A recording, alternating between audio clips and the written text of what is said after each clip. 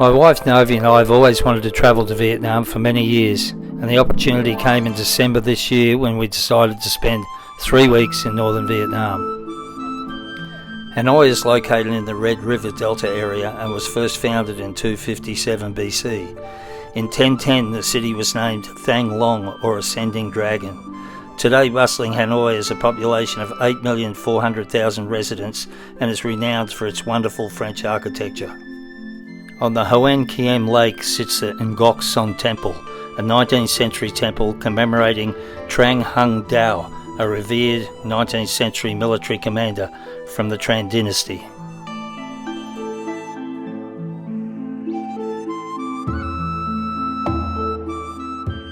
Whilst in Hanoi, it is worth visiting the cathedral. At the time of our visit, preparing for Christmas, and we were lucky to meet some wonderful young Vietnamese students that were keen to meet visitors to their city.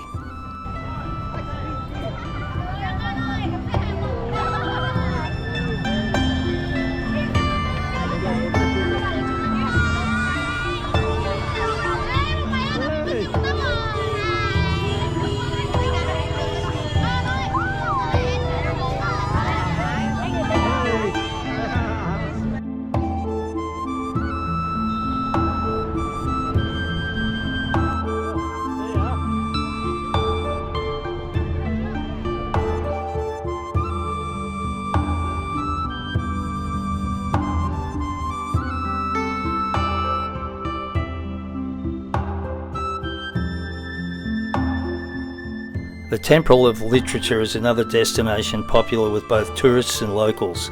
Located within walking distance of the Old Quarter, it appeared to be graduation day on the day we visited, otherwise a beautiful and tranquil place.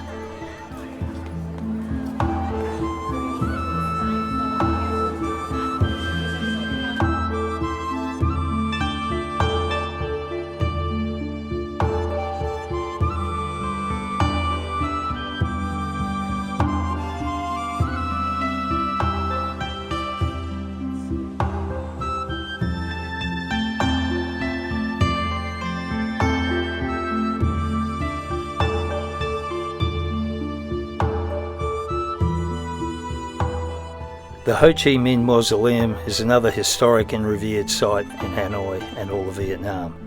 Since his passing in 1959, Uncle Ho, as he is fondly referred to by Vietnamese nationals, has rested here.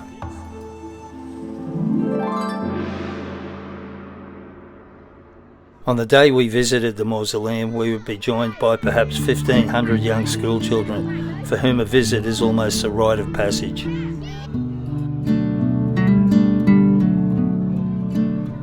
The museum, also on the same site, tells the stories from the Vietnam War period and of the struggles for independence and to unify the country.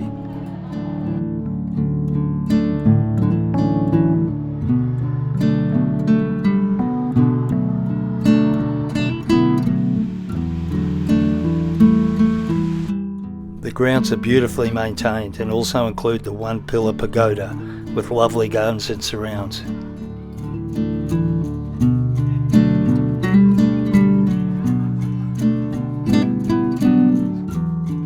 Train Street is also a popular destination with tourists, where you can grab yourself a coconut or egg coffee and along with the other tourists wait for the train to come through.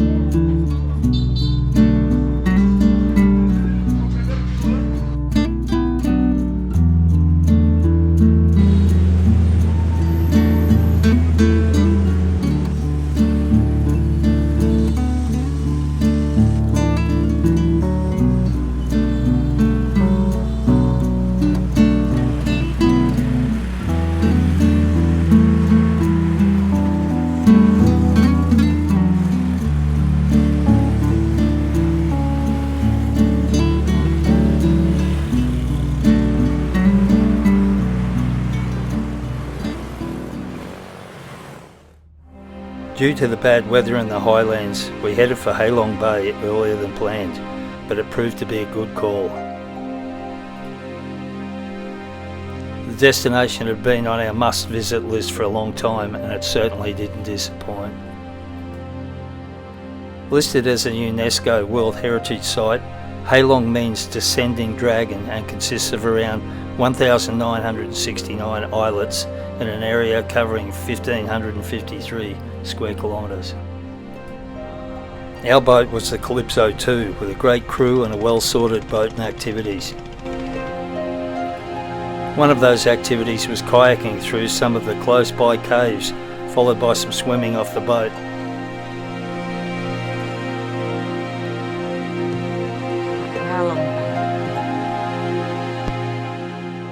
If you do get the opportunity to kayak around this area, make sure you go. It's a tranquil and great pastime, very relaxing. Right only. That's it. That's it. Right, there you go, rest again.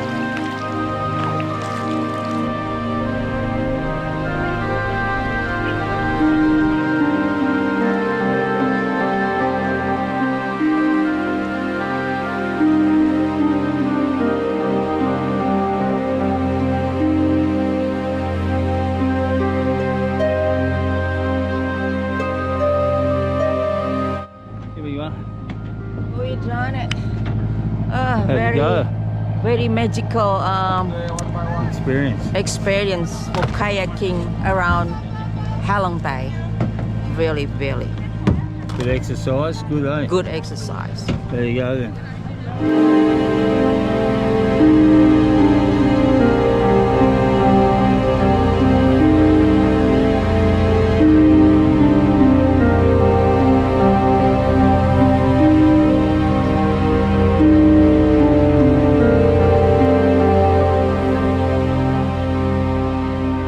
Can we go? Okay.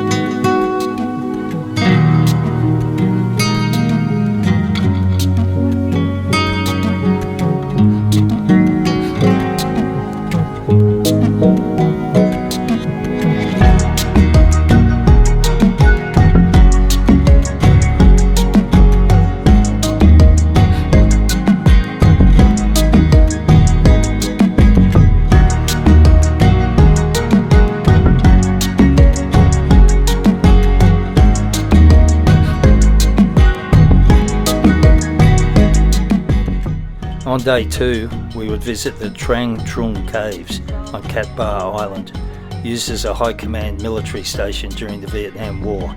The path leads for over 300 metres through the cave system, with some spectacular formations.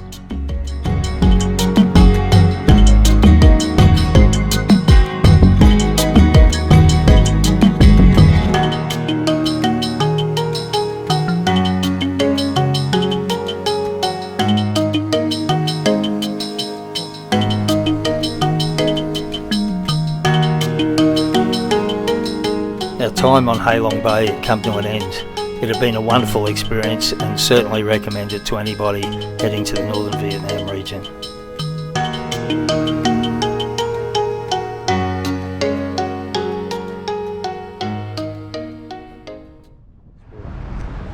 Yeah, it's Shane here again, and we're in Giang in northern Vietnam mountains, and we're about to head off, Novi and I, on a 4-day trip.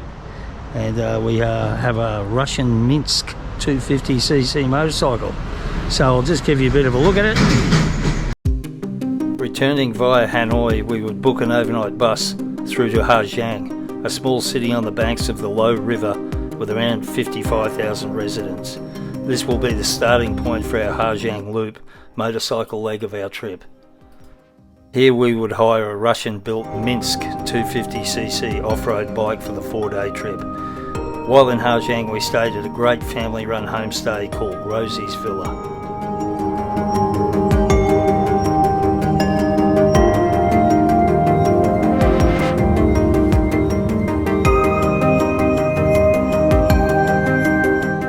Day one had us riding through some spectacular country via Tam Son to Yen Min and stayed at yet another homestay.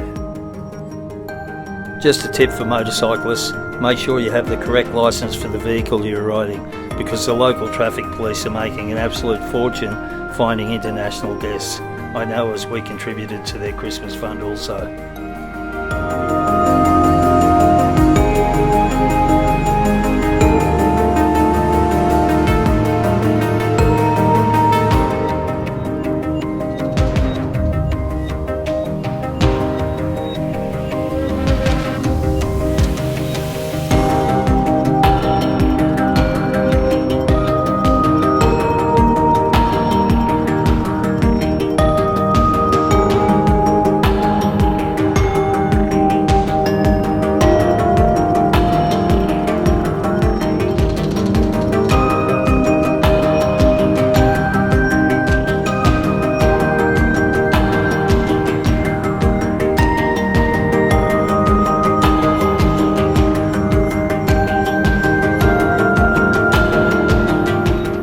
Day two had us riding from Yen Min to the northeast. We headed off the main track to Mio Vac, heading north to a homestay at the base of the Lung Ka flag tower, a very quiet part of the Giang region.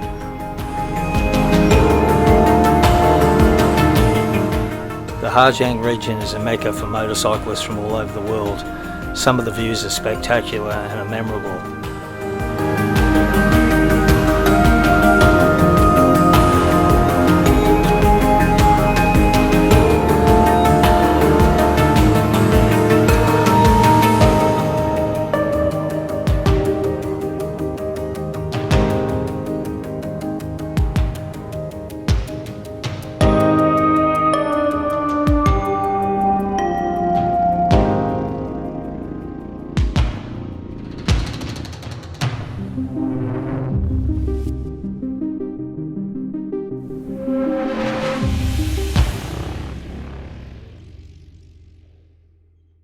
Early the next morning we climbed the steps to the tower to see the changing of the flag by the military guards and experience the fantastic views of the surrounding country and off to the north to China in the distance.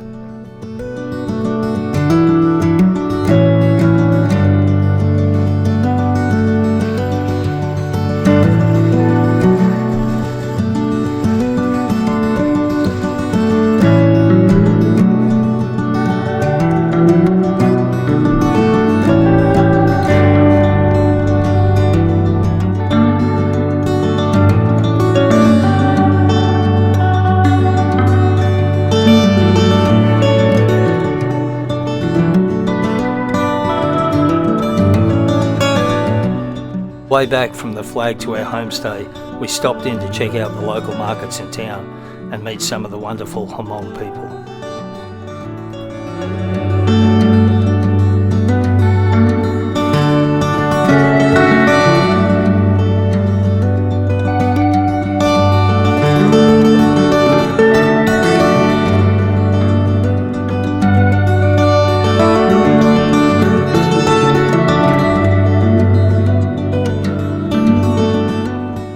Day three saw us heading south into Dong Van for some breakfast before pushing on further south to Mio Vac with a population of 86,000, hoping to catch the Sunday markets and some local flavours and colours.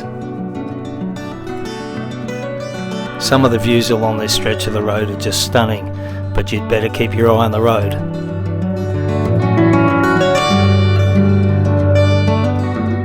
The friendliness of the local ethnic tribes in Mio Vac is legendary, and we certainly felt that whilst a guest in their town. We really enjoyed our time in Mio Vac. The town just had a great feeling to it, and just walking around the streets at night was relaxing and pleasant. Definitely try out the buffalo biltong, it is superb, as well as local dried fruit delicacies. They also have some of the best herbal teas you will ever taste.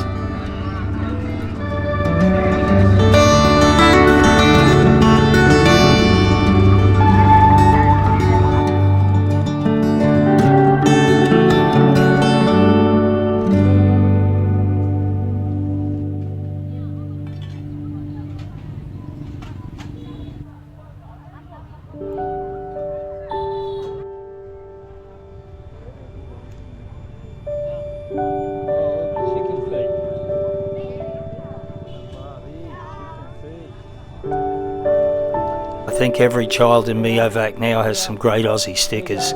We had hundreds to give out, and I'm sure we just about caught up with every child in the town.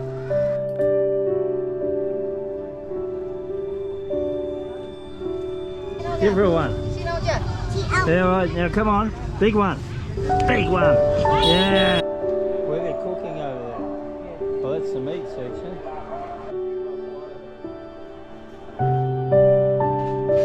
We got to go past where the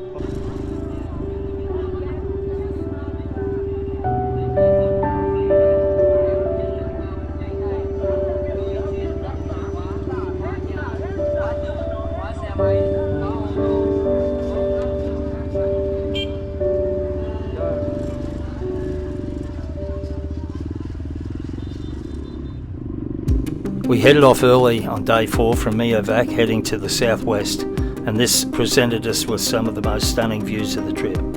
The only trouble being after 4 days on a rock-hard enduro bike seat, it was getting pretty hard to take.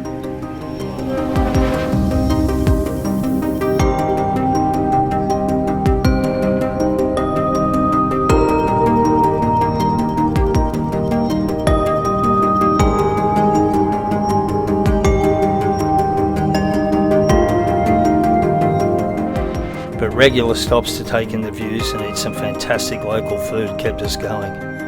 Right when we could stand no more of the seat, we were delayed due to roadworks for over an hour, meaning we arrived back into Giang late in the afternoon.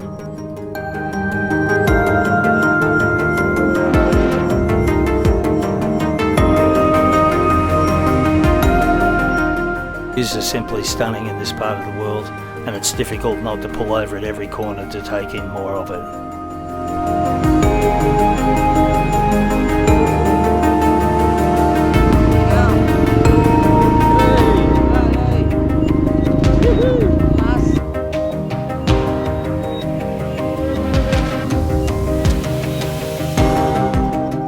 It had been a great trip, truly memorable, and Navy's been a real sport in putting up with being a pillion passenger for the 4 days on the enduro seat. I can't say anything else. It's fantastic.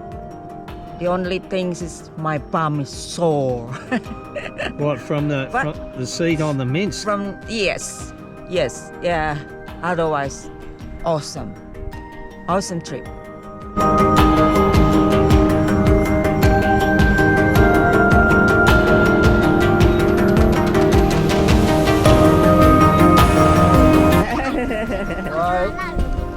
Wait, the little guy. Yeah. Wait. More. Oh, it's not. Yeah. No, here. No, wait. Bye-bye. Hello. You got to aim it at them too, don't forget.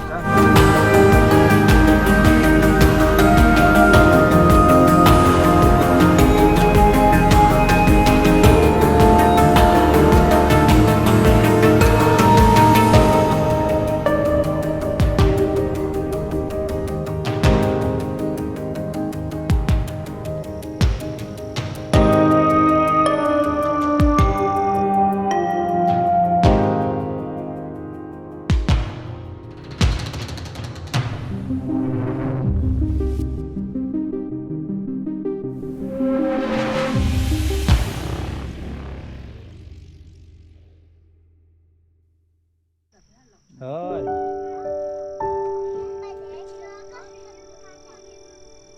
No, enough.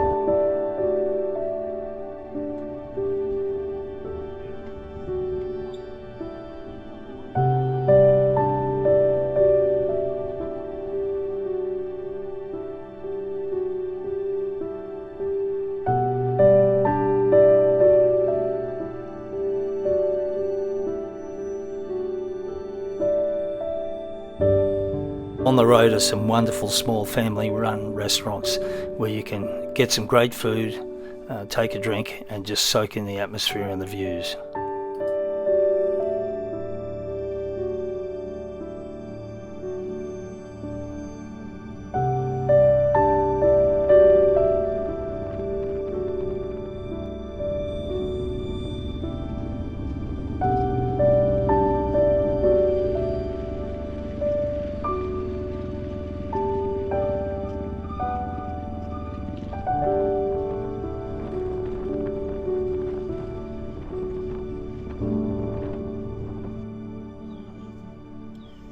Well, we're on the last leg from Duvia into Giang, and the road's pretty rough and the suspension's taking a workout, and Novi's ass is on fire. Look at this, look at this. Oh my God. I think there's enough said for this clip. We'll see how much more we got to go.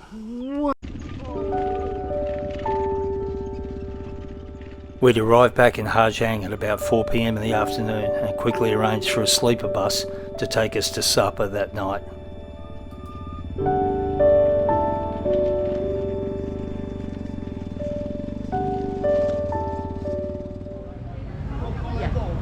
The sleeper bus ride from Giang to Sapa was 7 hours and had us arriving at 1:30 a.m. trying to get some sleep before heading up to Phan later that morning. Phan Mountain at 3,143 metres in height is the highest peak in Vietnam. It is reached by firstly taking a vernacular train to the start of the cable car before travelling the steepest cable car in the world to the next stop on the mountain. There it's another 750 steps to the top, or take another small carriage to the very top. We chose to take the carriage up and walk down, checking out the magnificent scenery, at least when the mist and clouds would allow it.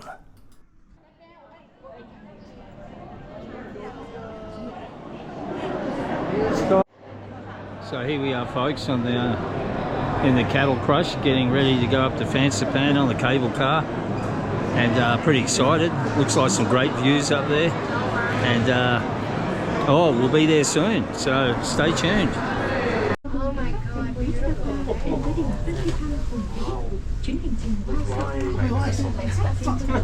660 Tenerife, yeah. But about from Australia. No, like how was it a tour? No, Like we went. I did some friends. When you rented from New Delhi? Yeah, from Manali. Manali. Yeah. It's very rare to have clear days up here in the winter time. It's usually surrounded with mist.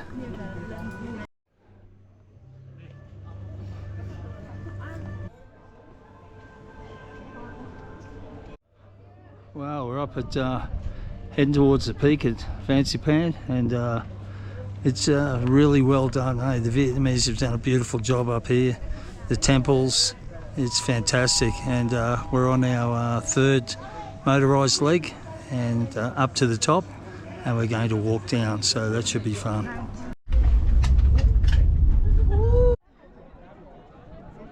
Can't see anything. What? So Novi and I are just up here at the top of Phan at 3,143 metres, and we're up here visiting with about half of China and definitely half of Vietnam.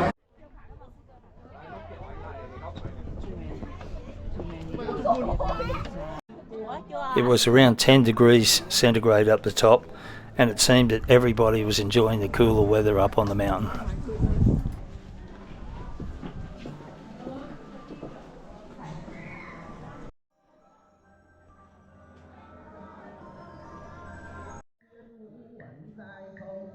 Phan is well worth the visit.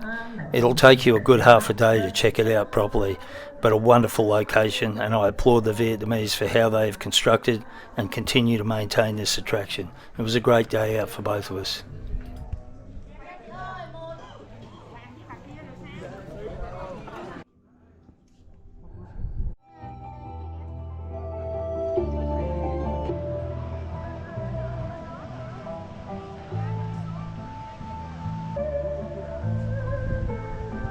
Sapa is a very touristy destination, and we found that 2 nights there was enough for us. It was time to book another sleeper bus back to Hanoi and plan our trip south to Hoi An and Ninh Binh. Sure you check out part 2 of this trip as we head south to check out the attractions down that way.